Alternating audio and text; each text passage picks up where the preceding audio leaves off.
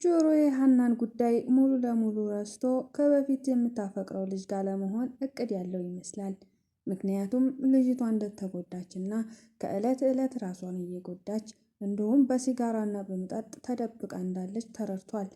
ታዲያ ይህ ሁሉ በእኔ ምክንያት ነው። እኔም ሃናን ሳጣ ምን ያህል እንደተጎዳውና ምን ያህል እንዳዘንኩኝ ልቤ እንደተሰበረ ከሄደች በኋላና አሁን ላይ ደግሞ አፍቅሬ እኔ ካየሁት በኋላ ነው የተረዳሁት እያለ ደጋግሞ ራሱን መውቀሱን አላቆመም።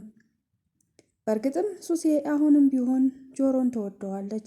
ለጆሮ ያላት ስሜት ከዕለት ዕለት እየጨመረ እንጂ እየቀነሰ እንዳልሄደ በተደጋጋሚ ለጎርፉ ነግራው ነበር። ጎርፉም የአንቺ ፎንቃ ደግሞ በየዓመቱ ነው እንደሚቀሰቀሰው ብሎ ሙድ ቢይዝባትም እንኳን አንተ ምንም ሊገባህ አይችልም። እናም ጆሮ ደግሞ የሚፈቀር አይነት ልጅ ነው። አሁን ደግሞ ካለባበሱ እስከ መልኩ መቀየር ሁሉ ነገር ተለውጧል እና እሱን ልረሳው አልቻልኩም። እናም አሁንም ቢሆን እወደዋለሁ እያለች ስታማክረው ነበር። ሰላም ጤና ይስጥልኝ ውድና የተከበራችሁ የቻናሌ ተከታታዮች እንኳን ደህና መጣችሁ። ቪዲዮውን ላይክ በማድረግ ጀምሩት። ስለምትከታተሉኝ ከልብ አመሰግናለሁ። ምናሴ ቤቱ በፖሊስ ሲፈተሽ ግራ ቢገባውና ያ ፎቶ በመገኘቱ ትንሽ የተረበሸ ይመስላል። ታዲያ በፖሊሶቹ ፍተሻና ፖሊሶቹ ቤት ድረስ በመምጣታቸው ሰላምም ድንብላልም ምናሴም ግራ የተጋቡ ይመስላሉ። ድጋሜ እናታችንን ካሰሯት በኋላ ቤታችን ውስጥ ወጥቶ መፈተሽ ምን አስመልክቶ ነው? ደሞስ ምን እየፈለጉ ነው የሚለው ጥያቄ ባይመለስላቸውም ግን ፖሊሶቹ አሁንም መረጃ እየፈለጉና እያንዳንዱ ነገር ለማጣራት እየሄዱ እንደሆነ ግልጽ አድርገውላቸዋል። በተደጋጋሚ ወይዘሮ ሜላትን ሲጠይቋት ወይዘሮ ባዩሽን እኔ ጭራሽ እንዳልገደልኳትና እውነታውን ፈልጋችሁ መድረስ እንዳለባችሁ ብላ አስጠንቅቃቸው ነበር።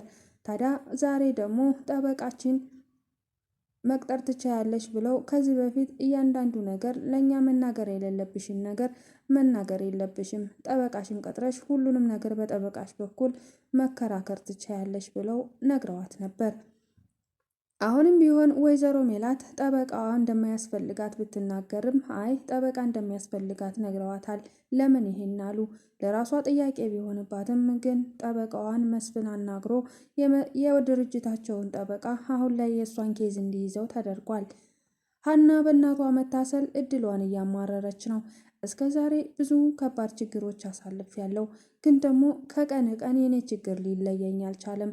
ለምንድን ነው ፈጣሪ የኔ ምን በድየው ነው አሰቃየኝ? እናቴን አግኝቼ ሳልጠግባት ጭራሽ ደግሞ አሁን እስር ቤት ወሰዷት። እኔ ወደ ህይወቷ ከመጣሁ በኋላ እሷም የሚመጣባት ፈተና ከባድ ሆኗል። ስለዚህ ከዚያ ቤት ልርቅ ሳስብ ደግሞ ድጋሚ ወደዛ ቤት የሚያስኬድ አንድ ትልቅ ችግር ተፈጠረ።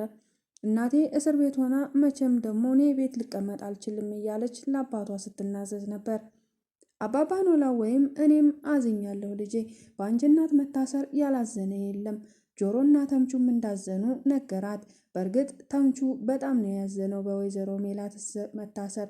ያቺ ሴትዮ በጣም ጥሩ ሰው እንደሆነች እና እርግብ ፍቅረኛ ናት ብሎ እዛ ቤት ከሄደ ጀምሮ እንዴት እንደተንከባከበችው እና እንዳከበረችው ሲያስብ ለዛይ ሴትዮ እስር ቤት የሚገባ አይደለም እያለ በተደጋጋሚ ለጆሮ ይነግረው ነበር።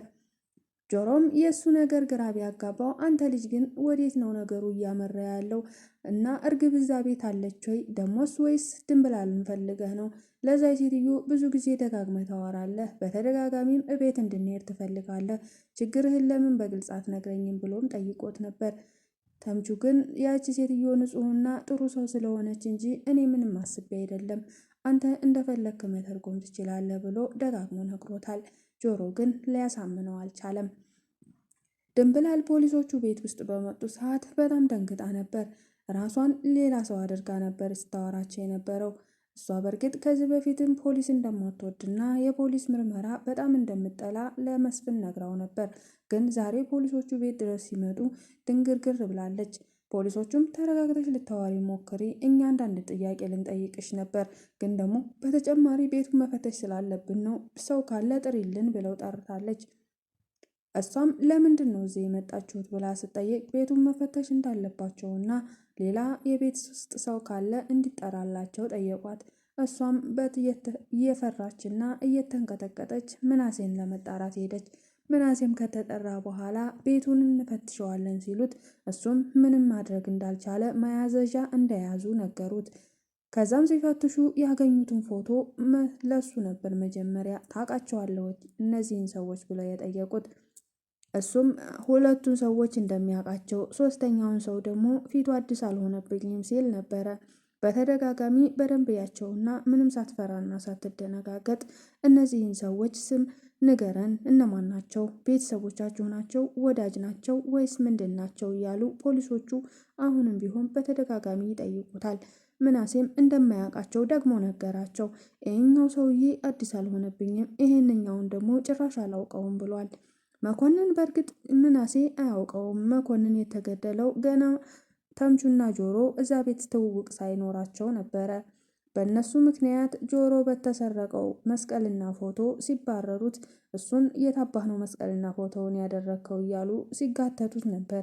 ታዲያ በዛን አጋጣሚ ወይዘሮ ባዩሽ እንደዚህ እያሉኝ ነው፣ ሊያስቀምጡኝ አልቻሉም፣ ፎቶና መስቀሉን መልሼ እንዲሰጣቸው ጠይቀውኛል ሲላት እሷም ሟች ሆነችና እሱ እንዲገደል አደረገች። ግን ደግሞ ውሎ ሳያድርና ብዙም ሳይቆይ እሷም በሰው እጅ እንድትሞት ሆናለች። ታዲያ ምናሴም ይሄን ልጅ እንደማላቀው ይሄ ግን አንድ ቀን ሊገለኝ ሽጉጥ አነጣጥሮብኝ ነበረ። ታዲያ ለምን እንደሚገለኝና ምን እንዳጠፋሁ ጥፋቴን አላውቀውም። በተደጋጋሚ አይቼው አላቅም። የዛን ቀን ብቻ ነው ያየሁትኝ። ሌላ ሰው መጥቶ አምልጥ ብሎ ከዛ ሰውዬ ጋር ተደባድቦ እኔን አስመለጠኝ። ያኛው ሰውዬ ማን እንደሆነ አላውቅም ብሎ ለፖሊሶቹ ቃሉን ሰጥቷል። በእርግጥ ፖሊሶቹ ነገሩ በሙሉ ቢያደናግራቸውና ቢያስደነግጣቸው መረጃ ለመሰብሰብ አንድም ፍንጭ ያገኙ አይመስሉም። በራሳቸው መንገድ እነዚህ ሰዎች ማን ናቸው ብሎ መጠየቅ ጀምረዋል። ሴቷ ፖሊስ እኔ እንደሚመስለኝ የወይዘሮ ባዩሽ ገዳይ ወይዘሮ ሜላት እንደሆነች ነው። እናም ይህን መረጃ ለእኛ ቀድማ ትሰጠን ነበር። ለምን ታዲያ መኝታ ቤት ውስጥ ኮሜዲኖ ውስጥ ቆልፍ አስደብቅ አስቀመጠችው? ሀቀኛ ሰውና የእሷ ጠላትና የእሷ ተባባሪ የሞተችውን ሴትዮ ተባባሪ ባትሆን ለምን ይሄ መረጃ እኛ እጅ አልገባም ብለው ጥያቄ ፈጥሮባቸዋል። በእርግጥ ያንን ነገር ደግሞ ሀና እንደሰጠቻትና ይሄ ፎቶ ለምን እዚህ መጣ ብላ እናቷን ልጠይቅ በሄደችበት ሰዓት ስለ እናቷ አንዳንድ ነገር ፖሊሶቹ ማናገር ፈልጋ ወደ ቢሯቸው ስትገባ ያ ፎቶ ጠረጴዛ ላይ አግኝተዋለች። ባገኘችው ሰዓት ታዲያ ፎቶውን ስታየው ሀና በጣም ደንግጣ ነበረ። እነሱም በሀና መደንገጥ ተገርመው አይን አይኗን እያዩዋት ነበር። ሀናም ይህ ፎቶ እዚህ ምን ይሰራል? ይሄ እኮ ለማየ ሰጥቻት ነበረ። እናም እማዬ ነበረች ያስቀመጠችው፣ እንዴት እዚህ ሊመጣ ቻለ ብላ ለፖሊሶቹ ጥያቄ አቅርባለች። ፖሊሶቹም ማለት እንዴት ብለው ጠይቀዋታል። እሷም ይህን ፎቶ አባዬ ነው ለእኔ የሰጠኝ እና አባዬ እንደሰጠኝ ለእናቴ አንዳንድ መረጃ ይሆናታል። ደግሞም እናቴ ጠላቶቿን ማወቅ አለባት ብዬ ስላሰብኩኝ ለእናቴ ሰጠኋት። እናቴ ግን ለፖሊሶቹ መስጠት ሲኖርባት እቤት እንዳስቀመጠችው ነግራኝ ነበር። ታዲያ እዚህ እንዴት እንደመጣ አሁን ግራ ስለገባኝ ነው ብላ ለፖሊሶቹ ነግራቸዋለች።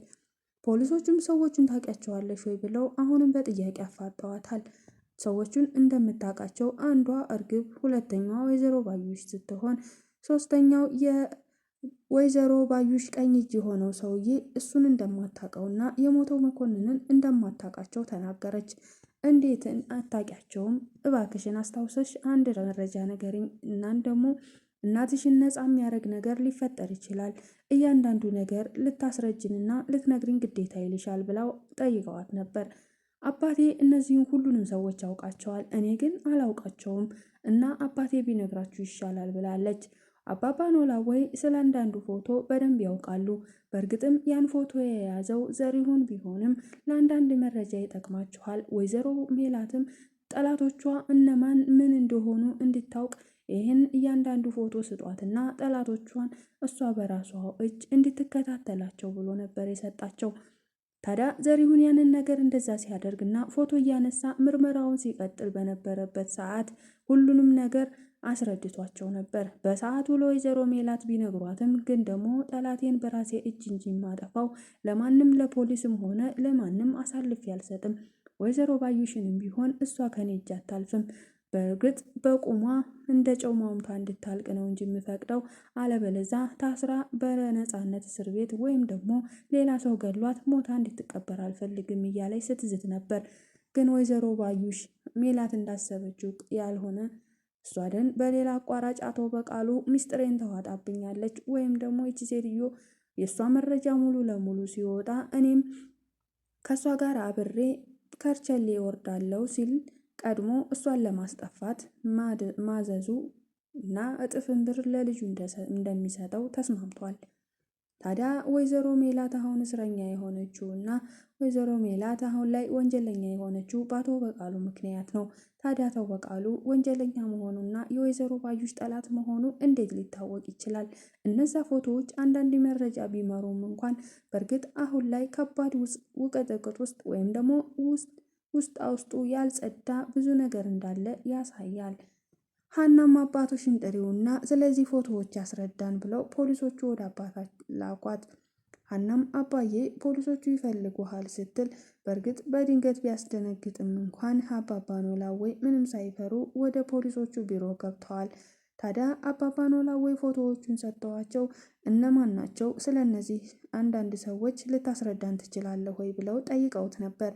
አባባ ኖላዊ ምንም ሳይደብቁ የሆነውን ሁሉ እስከ ዛሬ ሲንሆን የነበረውን በሙሉ አስረድተዋቸዋል። ፖሊሶቹ አሁንም አንድ ፍንጭ ሊያገኙበት ያልቻሉት ምክንያት አለ። ወፍራሙ ልጅ የወይዘሮ ባዩሽ ቀኝ እጅ እንደሆነ ተነገራቸው። ሌላኛው ልጅ ደግሞ በመኪና ድንገት መተው ሰዎች እንደገደሉት አወቁ። ያ ልጅ የሰው ሕይወት እንደጠፋ በእርግጥ ከዚህ በፊት ዘሪሁን ለፖሊስ መነገርና እነዚህ ሰዎች እንዳጠመዱት እና ወይዘሮ ባዩሽ እንዳስገደለችው መነገር እንደነበረበት ቢያውቁም ወይዘሮ ሜላት ግን ሳታውቅ ያንን ፎቶ ደብቃ ማስቀመጧ ከባድ ነበር። እናም ከዚህ በፊት ሀናን አስጠንቅቀው ነግረዋታል። አሲርም ሆኑ ተምቹ ስለዚህ ፎቶ ሲነግሯት ይሄ ልጅ ሞቷል፣ የገደለችውን በእርግጠኝነት ወይዘሮ ባዩሽ ናት፣ ይህን ነገር አሳልፋችሁ ለፖሊሳችሁ ሰጥታችሁ እናም ወይዘሮ ባዩሽ ወንጀለኛ እንደሆነችና ያ ልጅ በእሷ ምክንያት እንደሞተ አስጠንቅቀው መናገር እንደነበራቸው ታውቃለች።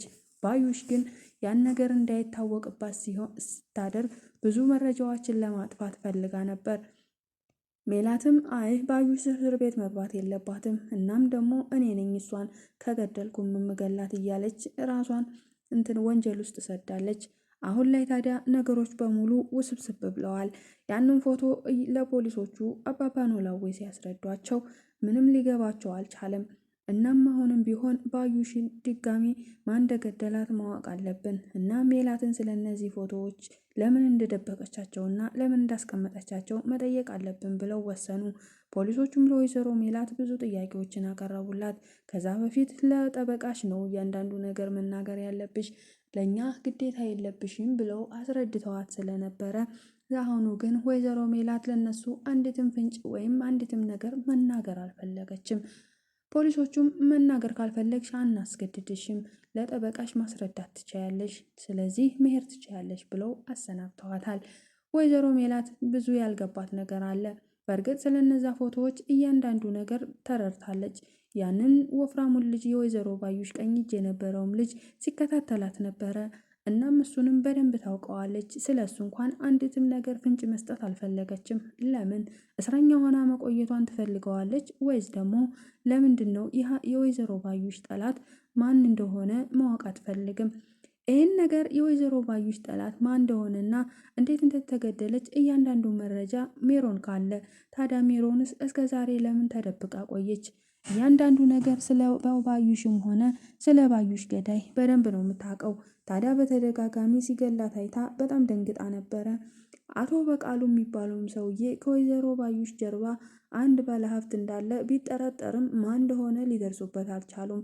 ግን ሜሮን ይሄን ነገር ታውቃለች አቶ በቃሉ እንደሆኑና አቶ በቃሉ ለወይዘሮ ባዩሽ ቀኝ እጅ እንደሆነ በገንዘብ ዙሪያም እሱ እንደሆነ ተናግራለች። በተደጋጋሚ ስለሱም ለሜላት ሳታውቅ ሜሮን እንደምታውቅ ነው። ታዲያ ሜሮን እስካሁን ድረስ ምንም መናገር አልፈለገችም። እውነታው እሷ እጅ ላይ ያለ ከነ ማስረጃው በስልኳ ፎቶ ቀርጻ እንዲሁም ቪዲዮ አስቀምጣለች። ወይ ሜላት አግኝታ ገንዘብ ተቀብላ ያን ቪዲዮ ልሰጥ ፈልጋ ነው ወይስ ደግሞ ያ ልጅ ይገለኛል ብላ ተደብቃ ነው? ሁሉም ያልታወቀ ነገር አለ። አባባ ኖላዊ ታዲያ አሁኑ አሲርና ጆሮ ተምቹ ሆነው በአንድ ላይ ሆነው ስለዛ ሰውዬ ማንነትና ምንነት ስለሞተው መኮንንና ስለዛ ልጅ ማን እንደሆነ እንደሚያውቁ አባባ ኖላዊ ለፖሊሱ ጥቆማ አድርገዋል። ታዲያ እነሱም ወደ ፖሊስ ጣቢያ መጥተው ቶሎ ብለው እያንዳንዱ ነገር እንደሚናገሩና ምንም ያዩትን በሙሉ ሳይደብቁ እንደሚናገሩ ነግረዋቸዋል። አባባ ኖላዊም ታዲያ ችግር የለውም ልጆቹ ይመጣሉ፣ ልጆቼ በላቸው፣ ምንም ነገር ሳይደብቁ ሁሉንም ነገር ይነግሯቸዋል፣ እናም ይዣቸው እመጣለሁ ብለው ለፖሊሶቹ ቃል ገብተውላቸዋል። ሁሉም ታዲያ አባባ ኖላዊ አሲርና ተምቹ እንደሚናገሩ ነበር። ግን አሲር ተስማምቶ ምንም ነገር እንደማይናገር ግልጽ ነው። አሲር ከዚህ በኋላ በሀና ጉዳይ ላይ እጄን አላስገባም ብሎ በተደጋጋሚ ሲያወራ ነበር። በእርግጥ ተምቹ ስለ ወይዘሮ ሜላት መታሰር በጣም ተጨንቋል። በእሷ እግር እኔ ብታሰርላት ብሎም ተመኝቷል። እናም የሚያውቀውን ሁሉ ተምቹ ሊናገር ይችላል።